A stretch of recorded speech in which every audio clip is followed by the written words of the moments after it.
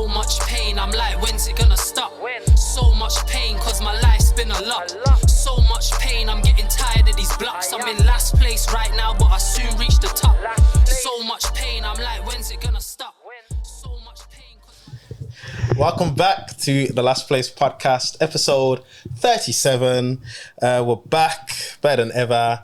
We've actually come around full circle. We've got Leon XTRA in here, the building. back again. He was actually our first guest from 3 years ago, 2.5 years ago. Yeah, Back, I think back when? 2021, isn't it? 2022. 2022. Yeah. Back in 2022. So yeah, we've got him back on. We're just gonna have a quick catch up, just talk about some stuff that you guys might have missed within those few years and other stuff in between. So yeah. Introduce yourself, bro. I was waiting for you to go. I'm Big Tycoon, your boy Tycoon Hunter, Mr. Chestnut Checkers. Mr. We're not going nowhere. I'm Young Dole, sexiest man alive, Sexatron, Sexavelli, Sexton, Big Beady. That's what, you know what I mean? Obviously, I've already introduced Leon. So, Leon, you say your name. And I just say Leon XTRA, true entrepreneur to the fullest. You know what I'm saying? That's it. Leon XTRA. So, but yeah, how's everyone's week's been? It's been good, still been good. Yeah, bro. Just been looking forward to recording this episode still. Yeah, I've just been hectic. This week I had an event, so I'm a crackling. Sorry. Yeah, I've been hectic. This week I've had an event for the brand I'm relaunching, so it's just been a busy week, bro. Lack of sleep. Only last night I caught up, got a good 8 hours, so ready and fresh. How about you, bro? My week's just been working, figuring things out. Just the same thing every single time, really. Yeah, that's pretty much it, to be honest. Cool. But yeah, bro, let's get into it. It's just like you're saying, it's a 360, it's a catch up. It's good to see how much has happening. Obviously, it don't seem like that long ago for man, but when you really think about it, 2 years ago, A lot's changed. Yeah, a lot changed. Yeah. We've all grown into like different people. 100%. And we're still here as a podcast as well, which is Not a lot of people another can say. achievement. Yeah. And we brought Leon XTRA back as well. You get me? Yeah, I'm ready to get into it still. Yeah, talk. So one of the questions obviously that I'm gonna say is yesterday, 2 days ago, you had a 202 event. As far as I knew, and probably everybody else watching, 202 had shut down, closed down. Nothing was sort of heard from or about the business or the company. What's happened? Why is it just popped back up? Why was it in London? What's the plans for it? What's like? I get ya. So Shall I introduce what 202 is first? Go for it. So 202 is like a restaurant we started in the pandemic because we were nightclub owners, me and my pals. We couldn't open a nightclub, obviously. So we kind of started 202 off the back of the restrictions. And it kind of grew its own entity. And we kind of had the same people what used to come to the club, the same type of market. So yeah, that was 202, what grew its own legs. And eventually, it, after the pandemic fully opened up, and after shooting experience, after I said the businesses on the logistic level failed. And after that, it's kind of like looking at the market and there's, looking at the state of everything today, people ain't got nowhere to go. I thought of a new business model, you can say, where people will enjoy a new experience. And I thought 202 is the perfect brand and market for us to use in it. So the other day, what we did was you could say like a networking industry 202 dinner was kind of intro to what we're going to do moving forward.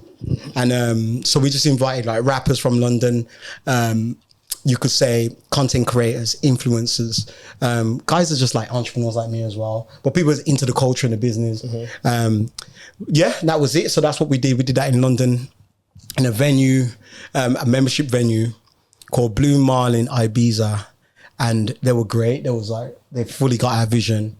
But we had a few hiccups because we meant to have a special guest, but didn't turn up, but so it got sometimes. Who's the special guest? Nicki Minaj, yeah. Damn. You acted like you didn't know. Don't make me laugh. And why didn't Nicki turn up? We don't know the full story, so I use an agent who I know, Babu, shout out to you. I've used him in the past. You know me, I booked over 100 artists, bro. I probably bought the most artists in a club level in Birmingham ever. So I know the good agents, the bad ones, the ones who talk shit. But this one is a good guy. So he, never had a problem. And even before, we booked 6ix9ine through this agent. And when 6ix9ine, the rapper 6ix9ine couldn't get in the country. he got my money back like instantly because he got refused because he had a case. Why is he around? He had a weird case. Why is he around? But yeah, so yeah, he got sent back, innit? And when he got sent back to the States, my man got the money wired back. So like that's how I know he's 30. So like I said, he got me a few eyes before, and he's connected to the States. So we got Nicki, like no Allah. We wanted her to turn up to the night. It was all confirmed, all good. But I heard she went on late in wireless. It's a few different reasons. I ain't got the exact reason yet. Well, I think I'll find out Monday. But yeah, that would have it was an amazing dinner. We had amazing people there, you know what I'm saying? Name a few of them. Like Crep came. Shout out Crep. And who else was there? 1 second, sorry. Big Nasty came through. Just influencers were there. I can't name them all. They're the musicians, you could say. There's people you probably as not as bait, if you know what I mean, if I said them. But a proper influence. Yeah, that trader guy I forgot his name. What's Slipperboy George. Yeah, I'm sure it was him. He was there. But there's so much who's got like different type of influences instead of debate influence, you know what I mean? Yeah. So it was the right people, and we planted a seed into the market, you could say, into our urban luxury kind of 202 dining experience to expand on later on. You know, so what made you, like, obviously what we know 202 as, or before, was like 202 kitchen. It's like the event space, you go there, you book a table. The pink everywhere. Yeah. Like now it's kind of like you got like a different approach to it. So what made you change the approach? It's there's a lot of reasons, but I try to keep it short. I say I just try to keep it about business. I say the business model. I feel like a lot of people I know who friends have got like industries are in the club industry or hospitality. They got restaurants and clubs, and they're all shutting down. You know? Yeah. And so like, even I find it really hard. I shut down 101, and I feel like because a lot of people don't really want to go out to these things. So I feel like a new experience is needed for one. So not to interrupt you, but why do you feel like that is? Is that because, have you seen that's happened after COVID? Yeah, 100%. Yeah. Okay. So yeah, after COVID, I think people got used to staying in. Yeah. I think we're feeling like, like economically, we're feeling the pressure of what we gave out as a country back then. Yeah. Like all the bounce backs and all that. So we're going through some sort of recession. Yeah. I think that affects all of our pockets when we go out, Yeah. So I feel like I want to kind of create a new experience, what was, you could say, affordable, but giving you way more than what we kind of experienced in the past for our market. Yeah. So I wanted to create something what was like has performances, comes with a meal, has a party within a whole seating, really immersive, but really, cost effective, as in like people can afford to go there. They can dress casual. You don't need too much commitment. But when you go out clubbing, or when you go out, like you could say, to a high-end restaurant, you might have to dress up really, really nice. I'm not saying you can't dress up, but I wanted something that was really casual, quite, I don't want to say the word cheap, I like to say the word affordable, but real high luxury, you could say deliverables, as in like, that's what we give, high, like, you know what I mean? We real quality experience. So that's kind of how I built the model. And moving forward, and it's crazy, bro, because it works out way cheaper. So the restaurant in Manchester cost 1.2 million to get it all done through like investors and my team. Yeah. Do you know what I'm saying to you? And the return and what we was looking to make compared to something like this, where you can spend less and give a better experience for the customer, and your return is better for a business. So that's kind of got me on it, got me doing it heavy, like got me working on this heavy, you could say. Yeah, so the other day was a networking event. It might seem like a silly question, but what made you not want to rebrand it as a completely different business? I think that's a personal issue, bro. I've got personal problem. Because I talk to Shaq all the time. I feel like, same with 101, like I'm taking one-on-one on the road as well with a new immersive, you could say, with a new immersive experience what no one's ever seen. I done a party the other day in Birmingham, just say hi, I'm still here. I had a situation with artists as well who was gonna fly in, but they had their own personal issue. But it's a shame, but people still came out for the brand. So even with 101 and 202, I actually feel like this is a thing what people say not to do as an entrepreneur, because they say don't fall in love with your brands, and don't be committed, and I'm emotional. So it's kind of like, and because 202, these brands were based around my lifestyle, and people knew my network very heavy. So, I didn't want to change the name. Number one, I didn't want the story of 202 to end like that, for one. And then because I'm going for the same market, I'm looking to expand on that. Why not keep the name? Why not use the Instagram? Do you know what I mean? Why not? Do you know what I'm saying? So he didn't really have no bad reputation. It's just like, you know, in the business, it happens, business is full. Do you know what I mean? And that's what it is. But the customers, you know, they enjoyed it when it was there, and it is what it is. And they always say we should pop up one time again, because you always pop up here and there. So I thought, why not do a pop-up business? Do you feel like it was a bit of ego as well? Like in terms of like people might thinking, the 101, 202 band's finished. 100%. That's definitely what I mean by the emotional bit. Like, sorry to cut you. I feel like what you're gonna say as well. Remember, like at one point, you're just like, I'm just gonna just stop and start again. Yeah, and I was telling you to like, nah, do it. Yeah. Because there's one point I was gonna. Obviously, I went through the dark, the fire, blood. Like I was depressed, and I was really down to like personal issues. Like it's been hard, and at this one point, I did want to kind of give up. So I feel like my network and my talent, I reckon that where I'm at now, I could live a comfortable life, as in like I could just set myself up quietly, live a comfortable life. I've got enough ways to make money in a way that I could set up a small business. And at one point I was at that, and I'd never been there before. I was that low. But so I didn't want to try and make a big comeback or nothing. But eventually just something inside eating me up. And even Shaq was telling me, because I had the idea, and he goes, defo do that. Do you know what I mean? Defo, why not? And then now I've gone full throttle. I've kind of like, you could say I've kind of like quadrupled down on it. Do you know what I'm saying? Yeah. And now I'm just going wild. Because the new business, do you want to? Oh yeah, so now I'm just going wild. So the same business model I'm putting into other brands as well. What do you feel like is for you though? Because I feel like what an interesting thing you just said there was the fact that you was kind of talking about like getting a little business and just going about it like that was like, you kind of talk about that like a bad thing, whereas most people aspire to do that. So why do you associate that with not being like something to kind of aspire to? For myself? Yeah, for yourself. I feel I actually can't probably put the best dialogue to that, but what I could say is it's good. You know, this is like the intangibles in it. Like I feel it's passion. These are things you can't see, taste, touch. I think it's like passion. I feel like as a youth man, really wanted to break that barrier to look platinum. I really wanted to create something really big to add real big value and inspire others. And I feel like that, you know, when you go, don't matter what you go through. And if you got that at the beginning, and even because it hurts trying to build something like that, you get embarrassed. There's all these things what happen. You go through pain. But I actually feel like even when you've had these doubts, you know, I'm going to set up a normal thing. And the reason why to me, doing something like that, I don't aspire to, and it feels like a downer. It's I reckon deep down, my passion burn is still there, and it just wants it, and I can't really explain that.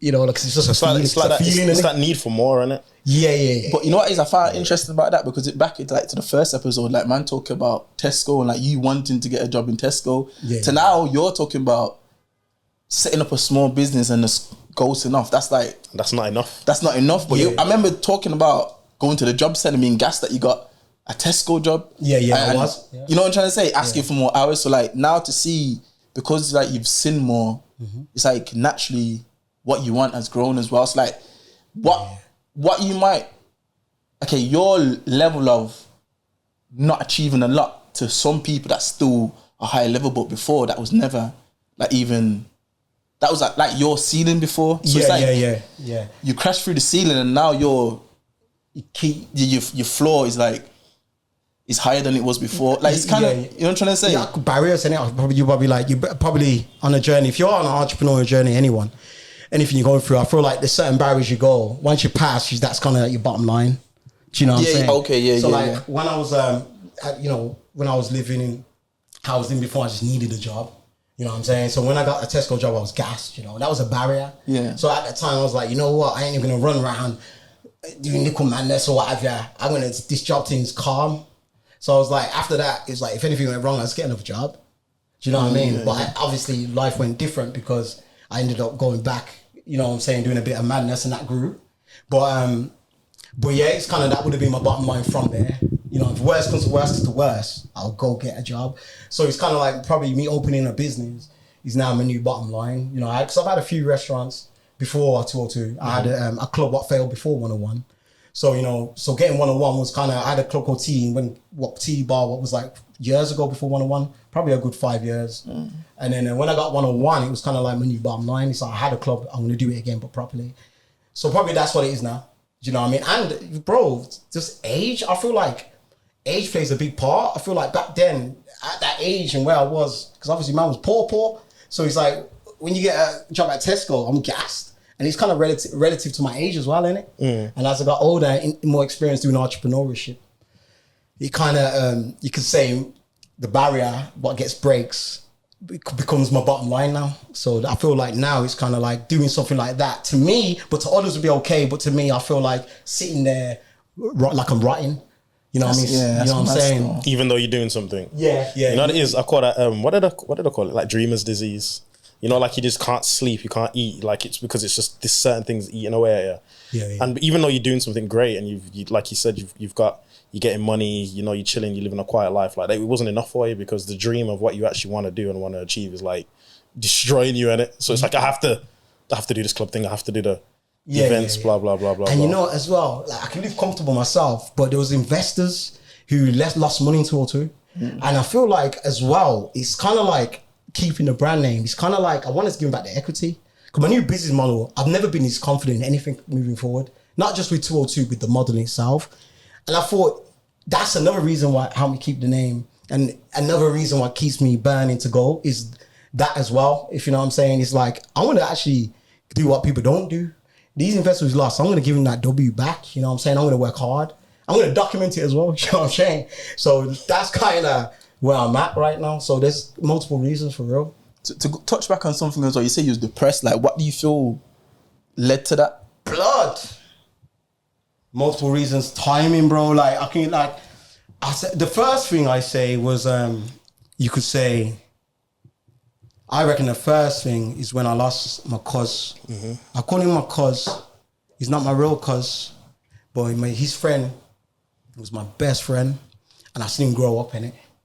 And it's like, it's so close, so that's my cuz, you know, like that. We're talking about Jason. Jason, yeah. No one knows, yeah. It's my friend Jason. And when I lost cuz now, I think that started a spiral.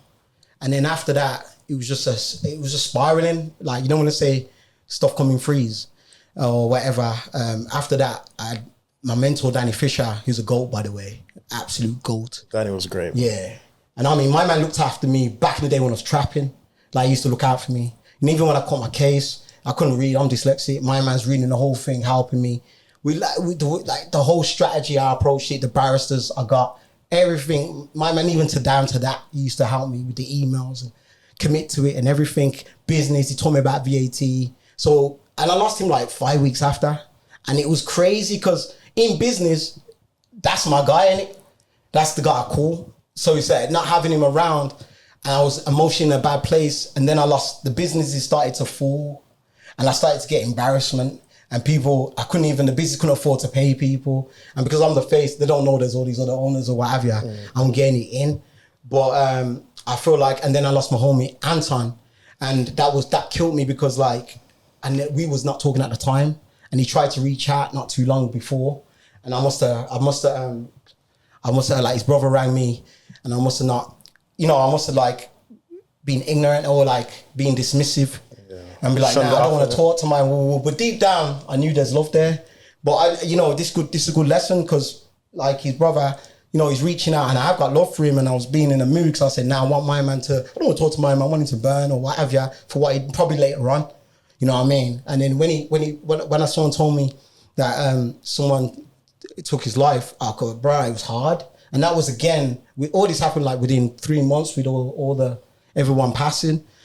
And that kind of taught me like, don't hold grudges, It's not worth it, bro. 100. Like, bro, that one's mad. But I feel like that spiraled into the businesses. You could say I couldn't make the right decisions. I kind of left a lot of decisions to other people to make. I was making the wrong, my emotions was in a mess, and then I lost control of the business. And then when I lost control of the business, I lost control of my finances. I lost control of the finances, my girl, you lost control of your girl. Do you know what I mean? Like she done what she did, not in a bad way, put it like, because there's stress everywhere. So obviously what she did then I wasn't happy with, so I lost my girl. You know what I'm saying to you? So I had to, so when you kind of go through these losses, I feel like after that, I remember just kind of the club closing. I tried to keep the club. I remember closing the club, closing the restaurants, and being at home. It was so silent. You know, I just got myself a nice apartment in town, and everything was silent, G. And I think that's when the depression really kicked in. You know what I'm saying? Yeah. It's like, I'm guessing around them times there, you feel like nothing really matters. Yeah, like I didn't even know. I'm one of them brothers who say depression doesn't exist before I went through it. Yeah. Blood, so I don't even know till now that I'm out of it. I could see in hindsight, and I said to you, I'm like, bro, I was depressed. Yeah. I've been there as well. Blood. We've all been there, blood. Yeah. I mean, a man talked to me before, like, depressed? What do you mean depressed? You know what I'm saying to you? I was like, you know who should be depressed? The people in Africa. Don't talk about depression. You're depressed. Get your money up. That's what I'm saying. Yeah, I'll be like, yo, you can eat food. Like, you got a roof and food. Talk about depression. Like, you might, but like, I didn't know this. This is my stubbornness. You understand what I'm saying to you? And like, even down to like these people talk about suicide. I'll be like, yo, these are pussy. Like, how can you do that? Because you got family. And I used to look at it one-sided. I never used to get it. But you see, when I was deep, dark down, bro, I didn't want to be here. And I actually said to myself, I can't believe it. I can't believe I used to look down at people who used to think. I used to look down at people who used to have a mentality that they didn't want to be here. I used to be there weak. And then, but now I'm just like, I've been there now. And I've actually, that's how far it went. And I was like, I had a reality check. Like, life can beat you up, you know. And I felt like at points, my feelings, I was like, yo, I'd rather than not even be here. But you have to keep it stepping, bro. So. What you feel like got you through that? Time, bro. Most cliche thing to say. Time. Just literally. Time is a healer. I know sounds like everyone said it before, but I don't, you know, anybody's going through something, I know you don't want to hear it. But you want instant, you know, you want to solve problems instantly. But it just don't work like that. But like, what in terms of like, what was your routines then? Like, I was running a lot, you know. I was running like every, say 2-3 days. I run about 3 miles every 30 minutes. Like 30 minutes, 3 miles on a tread. I was running, working out. I was gone back to my old routine where I used to write in my gratitude book. I was visualizing. People might think I'm a geek, but I don't care. So like, I would like put on music every day, write out my manifestations, gratitude, what I'm grateful for now, and what I wanted. And that was the only thing. It was a mental game to try to stay stable. And then, and I just went back to basics. This is what me and J-So, that's my old business partner, used to do when I first got nicked. When I was on bail for concern to supply Class A, I was like depressed. That's you know what I mean? Like, but I didn't know. I was down. And then I just started from scratch, started visualizing, and then all these stuff started happening. We ended up opening 101. So then my life got busy, right? So it's kind of like, that's what, when I was in that quiet space, that's what I started doing, back to basics. Do you know what I mean? Working on my mind and running, G. But what about the people around you? Yeah, that's completely changed. Because I was going to say, you went from a point of like realizing that people are only here for the good time, innit? Yeah. The people that weren't really there for you kind of like vanished when you kind of not you needed them the most, but you know, when you thought like these people were here, they only were there like when everything was striving in it, the business was good, 100%, everything was popping, 100%. and then you kind of realize like, yo, you knew who your real friends were, innit? Yeah, that was on a big scale, because that was real. I ain't gonna lie, like I used to be embarrassed to say that I got, obviously I'm my old man, I don't want to say my age on here, innit? But I got bedrooms for like, yo, how old am I now? I guess, let me think. I got bedrooms for 28 years. I got some even I call like Billy my new bedroom. We've been bedrooms for like 18 years. You know what I mean? That's someone new around my group of friends. And like, I remember when I used to do 101, when they used to come through, I used to like be too busy for them. I used to get them in, give them a drink on the house, but I never had time because I'd be working. I would put them to the side because, you know, because 101's a trendy place. They'd be wearing like old school straight jeans with like boot Timberlands and boot cuts, yeah. And I'll be like, yo, you know what I mean? Because we'd be turning people away at the front, but they dressed people how we turning away. So, and there was times in that 6 years, you could say, when I say running 101 miles an hour, I was getting, you know, calls from this person saying, yo, I got Cardi B, do you want to do a 101? Yeah. Then I got Cardi B calling Pop Smoke, this, that, Central C. Yeah, I'm so busy. Then I got this show, this, that, then I got to do this. When I used to get a call and they say like, oh, there's a christening or yo, I'm having a barbecue because my youth's turning 1. I didn't make it because it was a Saturday. You know what I mean? And so there was this long time that I didn't really have time for my bedrooms. Do you know what I'm saying? Because I've got this new life and I had these new kind of friends as well, like, you know, in the industry. And I kind of had a new life. Do you know what I'm saying? And but they'll always tap in here and there with them.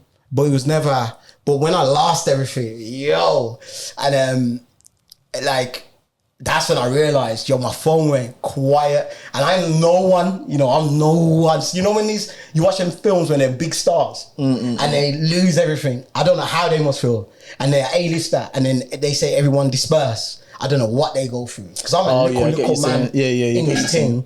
But even just having one-on-one in Birmingham, this little bubble what I built, just seeing that bubble pop and if everyone disperse, I ain't gonna lie, bro. I was thinking, I don't know how these big stars do it. Because even that was a reality check again.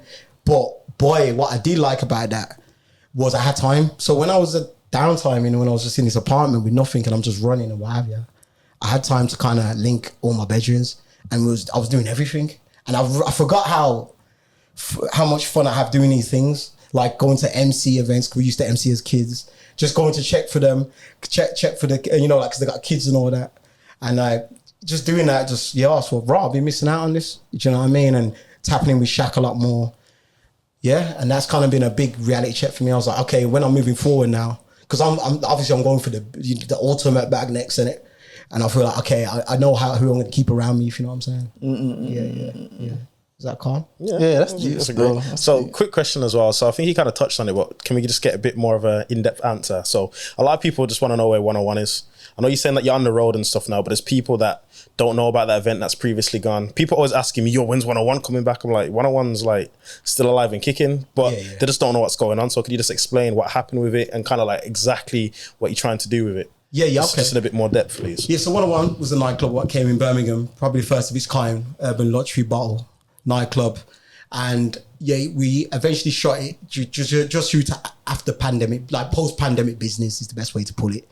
And now with coming back with the brand, we're going to take it on a road with a new experience, immersive experience, and kind of give this urban luxury bottle event a new spin. But we're going to travel it in 12 cities. And so that's what we're going to do. The event, what happened the other day, was, you could say, we was going to start it early, this whole concept. It was meant to be in a venue called Forum, what's a performance venue. So the whole concept was, we go in a performance venue, I set up booths, right? And like, when you say if you buy a bottle, I want to give the person... I'm sorry, when you say, like, you mean like a concert sort of venue? Yes. Okay, so like a performance venue is like a concert. So it's big stage, big capacity, massive production. So what I wanted is kind of to give more value for the person who buys £1,000 table. Mm-hmm. So I wanted to give it so, the whole setup is in a way that when he orders a show, I'm bringing out 50 people to a show. There's 100 bottles being carried on sparklers. And man's got his phone out like, raw, that's mad. You get me? That was the whole concept. And I booked an artist, Fredo. And obviously we was going to go with that. But then we had issues. The artist couldn't get back into the country. And so we had to downscale and kind of but we had to let the show go on because people wanted to go anyway. So people was locked in. When the artist cancelled, some people cancelled their tickets, but it was people queued up and we moved venue, we carried on. So we kind of see that as a blip, what happened, that's just a blip, but it's still part of the story. Yeah. So how do you deal with that then? Like, obviously, Fredo's like a big name in it. Like, obviously a lot of people gonna be like, yo, I want to go see Fredo. So there was here, my new business, I worked with this guy called Hezron Austin for time. He's worked with the club. He used to be a promoter and consultant there. And he was helping me with this event because he's got a ticket platform we was using. And shout out Hezron, by the way. Yeah. And then me and Hezron, as he was coming around, he was naturally going in his consultant role, like what we used to at 101. Like if I wanted to book an artist, say I wanted to book, like a drill artist or Dave. And then say Heady One at the time back in the day. And like I'll be like, is he too drilly? Okay. I'll go to like Hez and he will help me consult that. Nah, he will work. Because at the time, he's like, it's drill too much hard for the girls. And he'd be like, nah, he would do his research, like that, I'll speak to you. So it's kind of like, that's his role he used to play. So we're kind of playing that now. So when I was doing the event, I was going to cancel. So I was asking him how to cancel or should I carry on? And what we did is we thought, if we cancel the artist and move venue, what we could do is put out a video artistically saying it. So we're not saying it in a bad way because the two negatives. So we made like a ride out. We kind of hollered people, got bikes, cars, got big production, got a drone out. We done a ride out, you could say, video, very themed, what explains exactly what we are, like an urban lottery culture, very aggressively though. So it's got hoods, you got badges, you got all that. But obviously that's not in there. But that's you could say, the marketing strategy. And then that's what decided, us thinking of that, decided to go ahead and do it. Do you know what I mean? That was your question, right? Yeah. So that was the actual fuel to, we can do this. And I think people, after that video dropped, it went crazy. Tables started selling out. And then the tickets, and then the guest list was crazy. And it was like, okay, we did it. So sorry, I was gonna say, you're doing this all without an actual nightclub, like yeah. And remember, this is the conversation we had about like leaving the nightclub alone. Yeah, exactly. So a lot of people in the circle said that you should reopen a nightclub. Yeah. So what would you say is like the versing owning a nightclub and not having a nightclub and doing events? What would you say the biggest pros and cons are? I think there's a lot of pros, obviously. The pros is like the bills. So like one-on-one, that building was like 100K a year or 120K a year. Then you got your business rates, you got your service charge. It all adds up, right? And then you got staff, you have to have full-time staff. These are just, I call them burn costs. Cost what I burn, you don't manage your trade. With this, you ain't really got that much. You've got like a lot of the things me and my team can do who's part of the business. So we kind of manage this. And then obviously, I've got staff as well after hire, but that burn cost is so much lower. So that's the pros.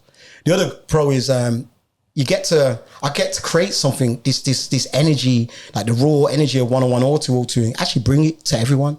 And so it's kind of like I'm making it less effort. So people used to travel to one-on-one, people used to travel to talk to. Like at one point, 80% of our tables in one-on-one were booked from London every Saturday. People used to drive 2 hours. People used to fly over from one-on-one from Amsterdam. We got regular customers from Ireland. And even 202 when it was in Manchester, people used to come drive all the way down from Edinburgh. So it's kind of like, that's great, but the experience is going to be better than what I did before. But if I can bring that to their doorstep, it's kind of less effort for them as well. Do you know what I mean? So that's another pro. There's so much I can go on about pros, about traveling. But probably the cons are you ain't got a stable building where having a building. What I realized when I had one-on-one, I was the youngest. Me and Jay was the youngest club owners in Brum, and we were black. And it was nice just to have that building to be like, that's a great pro that you got this building, and everyone knows that's your headquarters. Probably that's what I'll be missing. Do you know what I mean? But now I know me and Hezron, we're working. We got a lot of us in the team. Eventually we'll get our office, and that'll be our headquarters. Do you know what I mean? That'll be sick though. Yeah. So that's it. Really. So how do you think the actual like nightclub scene in general is now? I think you've kind of been out of it, but like still going. I think it's still gonna last, but he's dying out. But I feel like just less to go around, as everyone can see. But yeah, you've seen it with the super clubs as well, like gate crashes. Your prisons, they're shutting down all over. I mean, even the one in Birmingham shut down. So super clubs have just died out. Bottle clubs are, half of them are shut down. But yeah, it's still there, but it's just not, probably not as, after the pandemic, just not hitting as hard as it used to. Yeah, everyone kind of brunches, isn't it? It kind of reminds me of like the Uber and taxis business model for some strange reason. Like I think of like people transitioning from taxis, like private taxis or the taxi companies to like Uber. So I don't know why, like obviously as you're describing the switch from the business model, it kind of reminds me of that, like blockbusters to Netflix, taxis to Uber. Yeah, it's called convenience, isn't it? Like that's what we're trying to do. Like that's kind of one of the things where we're moving forward. We're going to try and make it as convenient for the customer. Down to like the dress code, like, you can be as casual, you can come casual. So it's just convenience. So in saying that then, do you feel like, let's say 5-10 years time, there might not even be any clubs? Possibility. So you could be like way ahead of the curve in the probably sense. Yeah, hopefully that's my plan, is to be ahead of the curve, because we're bringing an immersive experience. And beyond that, because I'm a futurist in it, so I'm a geek, I'm into technology. So beyond that, in 20 years, when like our youngers are really old, they might be, I don't know, online doing some sort of VR event, bro. Do you know what I mean? So hopefully I'm ahead of the curve, because we're trying to make this experience when we travel as immersive as possible. So that's what I like to think we are, like that. Yeah. That's interesting still. That's interesting. trying to play no games. So with like 202 as well, like obviously you had the restaurant experience. What obviously I didn't get to go. I know you invited me, but I couldn't make it due to work and all that other good stuff. But like, what was it? Because I seen that you had some sort of partnership with some bartenders or mixologists or something like that. Yeah. There was just a company, you know, that's turned great actually, because our concept, when we travel on the road, a part of it in this experience, we got 25 mixologists in between your tables. So we got 25 flair mixologists, flipping drinks, it's gonna look dope. So like that's the main, when we launch in the end of August, right? 2024 in August, if you don't know. But when we're doing this, you could say this networking private dinner thing, we kind of wanted to bring that element there just to see how it pans out. And we met this guy, Derek. We ain't known him long. So he kind of helped bring that to life because we was in London. Everything was last minute because, you know, that's our move. And then he kind of came out the bag. So it wasn't a partnership. We kind of, you can say that actually, yeah? We kind of hired his services. Do you know what I mean? But that's turned into a partnership moving forward because now this guy is kind of he's a brother as well. He's got to handle that department, you could say, with the mixologist. He's more than experienced, more than connecting, and that's what he does. And he's more than interested to move forward. So that's the mixologist thing, what was at the 202 dinner. And then what, was the food there or? Yeah, there was food. So the venue, they supply nice food. Okay. So there was food there and everything. But the menu is really, really simple, quick, effective. Because, you got everyone seating at once, you know what I mean? Yeah. So you can't be taking orders and all that. You know what I mean? You just literally vegetarian option, meat option, get it out there. Yeah. That's it. I wish I went now. Nah, you shut up, bro. I told you from time. I know, man, but you know what, bro? Yeah, 3 weeks. I said try to get annual leave or something. I couldn't get no annual leave, bro. Free me, trust me. Yeah, soon, I'm in chains right now. Yeah, soon. It's real bad. So, we're doing that event. Did you see like there was a big difference between obviously London and Birmingham in that sense? Yeah. I feel like the Jews straight away, like, so in London, the London niggas are shining, fam. Like, I ain't even capping, like, the Jew, because I've been around like, a lot of Americans in it, booking up probably like so many American rappers and entourages, so I see the drip. And like, what I noticed was, the Londoners are they're like, some pendants I seen was like bigger than like what I see with these American rappers have. So that was one standout. It's like, London's money. They've really built this urban industry in London. This hip, like this industry is really built in London. You can see the return. That was one thing what stood out straight away. Do you know what I mean? And then the other thing was just like, again, just the type of people. In Birmingham, we ain't got that much movers. It's not our fault, the city's smaller, innit? Do you know what I mean? And London's an international trading city, bro. Like as in industry and entertainment, where Birmingham's just not that yet. You know what I mean? So there was a lot just down to network of people. You know what I mean? Probably just them two things, and how quick we could get third parties like mixologist companies, bands, just how quick we could put something together, how available people was, and how much you could say competition there is in there, in each industry. Oh yeah. So people are more willing to bite your hand off for the opportunity. Exactly. And you got more leverage to negotiate. Yeah. So you don't think that's like Brum is capable for them kind of things? I think Brum will get there, but we're just not there yet. How long do you think it's going to take us? Because I personally believe that we're sort of behind in things like that. I don't think we'll ever get to London's level ever. But because that's why London's London, isn't it? Basically. But I feel like I reckon, we got the train line HS2. I think once that's done, give you probably a decade after that, I think Birmingham's gonna be strong. Because even Manchester, I feel like, is beating us now. 100. But I feel like, I shouldn't say that, But, I love Brum to the max. Of course. That's why I don't want 101, because I want to give us, you know what I mean? Like, we did this in Birmingham, and we had something where people came to from out of town. You know what I mean? I've had every rapper go to 101, London rappers or whatever, industry people to Birmingham. So I don't want to count Birmingham completely out. I'm just saying right now, the movers are in London for the industry, and I feel like, and Manchester's a bit ahead. But we are moving. We're here, innit? That's what we're here, doing our thing. I think even just to go back to your business model, I feel like it's so sick because it's basically like if you kind of have a club in every city. You could say that. In that sense, but I'm saying that in a sense because you can set up in every city. So you're not location locked down to you're not locked down to a location. Yeah, that's another pro. Yeah, definitely. I think that's 6 though. And when you see the way we set up this new restaurant, because it's really immersive, we're having so much screens. It's like, and the way there's nothing like it when you see everyone be sitting down. There'll be mixologists all between flipping and the drinks. All the screens be going. There'll be a band playing our type of music, some future like that or something. You know what I'm saying? Then you see like some hot gal serving blood, and the whole thing's mad. And it's sick that I can just pick that up now, like you just said.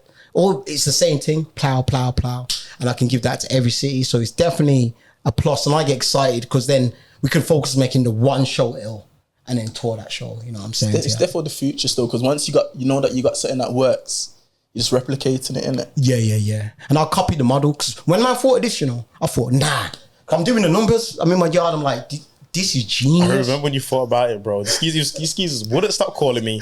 Nah, but Shaq, you ain't understanding what's going on here. I'm saying, no, you don't. Like I was saying, I get it, bro. Nah, you don't. Nah, for real. I was excited, bro. Are you free? Can you come around? And I'm like, yeah, I'll forward. So man's there. This geezer's just like, he's walking on the walls, bro. I'm saying, he's Because you remember I went for a quiet time, innit? So man's like, when this popped in my head, he must have come from the infinite intelligence, I call it God. And then, and it must have come to me out of nowhere. I was like, yo, I couldn't sleep out for 2 days, bro. And because I broke down the whole model, like marketing, the customer experience, you could say. And I looked at like the numbers. Blood. And that's what I thought. So as for 2 days, I'm trying to rip apart the model. What's wrong with it? Yeah. You know what I'm saying? I'm thinking, and I couldn't find it. And I'm like, yo, this new, on a business level, this 202 model is great. You know what I'm saying? It's kind of genius still. I'm like, yeah, this can't be. So I'm looking at the numbers. And then I realized it wasn't 202. It wasn't a 202 idea what made it great. It was the actual business model behind it. So now I can copy that model, and I'm going to launch a thing called the Horror Feast. And then I'm going to launch a thing called the Reggae Dish. I'm going to watch all to the different markets. Like the Horror Feast is an immersive experience. I use horror actors. I still use the mixologists, but they all have like zombie faces and all that. And I'll kind of use the same model, you could say, but change the face of the business and market to different people. That one would be mainly couples. You know what I mean? Where the Reggae Dish would be mainly like 40-year-olds, 35 to 50, market to them. Do you know what I mean? Where, the 202 is a very, very niche market. It's kind of like that image crowd, our crowd, like it's a very niche market, and that's to them. So then I realized, okay, I thought the 202 was an amazing idea, taking it on the road and how I was going to do the business model and the concept and the customer experience. But really what was dope was the business model behind it. You know what I'm saying to you? I think one thing as well, like, I think like you gave me a gem before, like you was talking about your experience with like 101 and how there was at one point where you could have bought yards every week or something like that. Yeah. And you was like, yo, if you would have done that when things were running smoothly, you'd be nice. Now. It wasn't every week, but probably the amount me and Jason were making through that company on profit, because we was turning over 7 figures, obviously. And then out of that, we're operating a good percentage of profit. Yeah. So when you hear that, the profit was not 7 figures, the turnover was. But the profit we made, we probably could have put a deposit down every year for about 10 yards. Do you know what I mean? And the time we hit pandemic, would have been, what we done as two brothers from the same ends, we kind of like, we could have set ourselves up for life, you could say. Just a comfortable life. But I got ADHD and that. And like, I'm addicted to dopamine hits. I want to open another one. We tried one in London. We lost like $250,000. And I was like, yo, fuck it, don't want to keep it moving back and bro. Sound like, LeBron James when he did the deluxe album. Okay. But it's like, what did he say? He said, he basically made out like he started the deluxe album in it. So he's basically saying like, you're going to drop the album on Friday and then next week we're going to hit with 2 more. Yeah, I did it. I see it on Grandy's face. Because you use it as a slide. But so I didn't care. I take it out to go again. And then we would be like, okay, what's next? And then we Cardiff. That one succeeded. Do you know what I mean? For the first, like, before the pandemic. It was like, great, this model works. Because we learned how to copy paste the business after losing out in London. So every loss, you're kind of like, okay, next time we copy paste, we choose a different type of city. We do it this way. We do the training like this. And that worked. And then the pandemic hit. Then it's just like 202, and then that word it's like, oh, but what money? Because I've got this impulsiveness in it. So in that time when we was doing one-on-one, we could have, you know, if I look back, I could have kind of set us up. We could have just bought, you know, put 10 deposits down, you know what I mean, on the house every year, and had 10 mortgages, you know, do and get commercial lets and go like that. But we didn't. My question to follow up on that though is like, obviously a lot of people when things are nice, they forget like things can go up and down. And that's the lesson I learned from that, because like obviously whenever you get to a stage, even if you're working and you got a good job, you might get paid nice, but you're not really thinking I could lose this job one day or whatever. Yeah, you've taught me, you know, rolling with you, bro. Yeah. I've learned so many life lessons, bro. Yeah. Like if there's anything that I've taken away from like just life and like being around you, it's like just hella lessons. Okay, no, hella lessons. Thanks, bro. But that there to touch on what you're saying, bro, I was at Tesco. I had I think a contract was like 16 hours or something. And but for a year, I was there for like 3 to 4 years, you know. And I remember like I was doing so much overtime that I became like I was full time on accident. So I don't know what Tesco went through at the time, but they cut my hours back to my contracted hours. And that's where I had to start doing my thing on the side. So you're just working 16 hours and that's 16, and then by now I've got my driving license. I got my first car, totally car, insurance is due. I'm living on my own. I'm used to that full time wage. So when they've cut my hours, I'm like, right, you know, and they cut it back to my contracted hours. So there was contract they could do that, but I've been doing this full time hours for like 2.5 years straight. So when that happened, I've been there, and that's when I had to, you know what I mean. And then even that, and then I patterned all that differently, because now when I was a kid, I was trapping but messing around, not like an adult. When you're a young adult, trap is just different. Do you know what I mean? And so then I kind of went into that life, and it was very, very stable. I thought it was anyway. You know, man are doing extremely well. I think it is. Not to some others, you know, some people are kingpins out here. I'm talking about my little thing. And then even that, then I got licked, you know what I'm saying, raided. You know what I'm saying? So you had 20 unarmed, I mean, ununiformed people rolled, unarmed, CI, whatever them feds call with no uniform. Ununiformed, that's officers, yeah. Non-uniform officers. And when after they licked me that day, the money stopped, bro. Do you know what I'm saying? And then that's where I went back to basis, and then I had to think, and then that's why me and Jason came with one-on-one, and then I had to start trapping liquor, and then but it was all perfect, because it kind of forced me to go the right way of life, and then I turned my life around, started giving out jobs, and I was just proud of myself. But like back to that though, like, because like the reason I bring up that and say that's a lesson I took from you is because there might be some like young entrepreneur now that's running their business that's like doing well. They might just be not even thinking about shit can go left because everything is booming now, innit? Yeah. It's like, what sort of advice would you give to them in that sense as well? I think that, like the mistake I made was not, I could have, like I said, I had the opportunity to settle kind of some sort of retirement.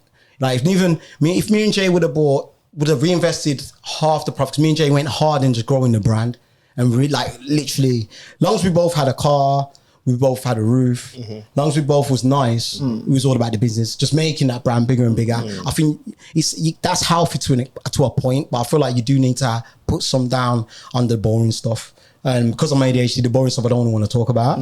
Like, you know, like when someone says, oh, you know, you should start at ice, and I'm like, get the fuck out of here, bro. I might need to open another club and double down. What you on about? Oh, man, need to, you know what I'm saying to you? Bad ice, bad property. I ain't got time. I'm about to up it again, bro.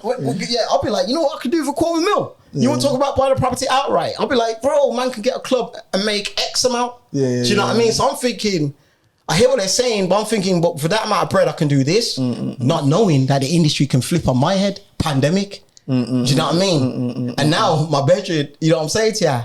He's calm. He's got, you know what I'm saying? He said, well, you don't want to say it, but he's giving me the look. I told you so. Do you know what I'm saying? So it's like, yeah, I hear it now. So I'll give my advice would be definitely have some sort of boring, safe investments, properties.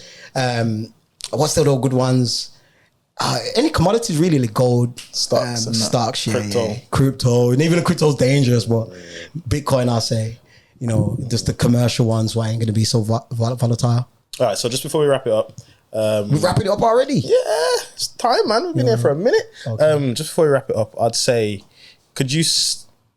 What could we see of XTRA? I call you XTRA. Of Big Leon XTRA for the rest of 2024. What can we expect? I could say, like, you can expect in the rest of this year and say half of next year, say in the next 12 months, I want to have the company that runs the most events, independent promotional company runs the most events in the UK. So we're not just doing 202 and 101, we're running, there's about 5 different events, what we're running through that model.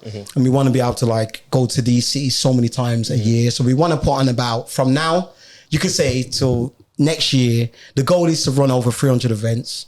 You know what I mean? That it was intense. That's a lot of events. It's very intense. It's more. We want to do more events as days of the year. So if I get to do that and we can rewind this clip, and then that would be an achievement. You know what I mean? And big bread. You know. You know what I'm saying? So yeah, man. But yeah, that's it. But anything else? Nah, not really. I feel like we just have to come back quick then, because this went quick because we got the match in it. England's playing. So I feel like if we I didn't know, I thought we can touch on a lot more in it, and just like general topics and that. So I feel like we probably just have to come back in it. Probably we can run it back. quick. We can run it back anytime. Bro. Yeah. That's it, really. You like anything more to say or? I just keep being you, bro. Nah, respect though. Yeah, you like that one, didn't it? Nah, that's gas.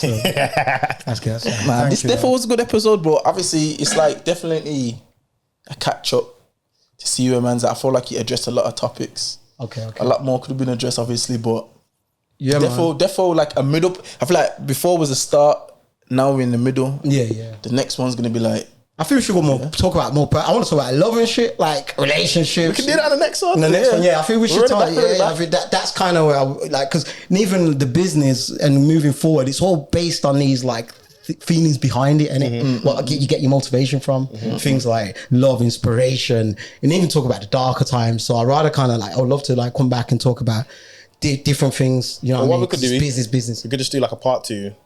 Maybe even in a couple of weeks, and we can just have it that there. Yeah. And then we can drop it after, like, if we have another guest, or we can even drop it next or whatever, innit? Yeah. So That's cool. we can just do that. Yeah, man. The mic's gonna. Leon Extra, episode 37. I'll say, yeah, good to go. Thank you guys for watching. I'm Young Double, the sexiest man alive, sex trans, sex belly, best dressed. Big Tycoon Hunter. Leon Extra, true entrepreneur. And yeah, episode 37. Come on, England. Plow.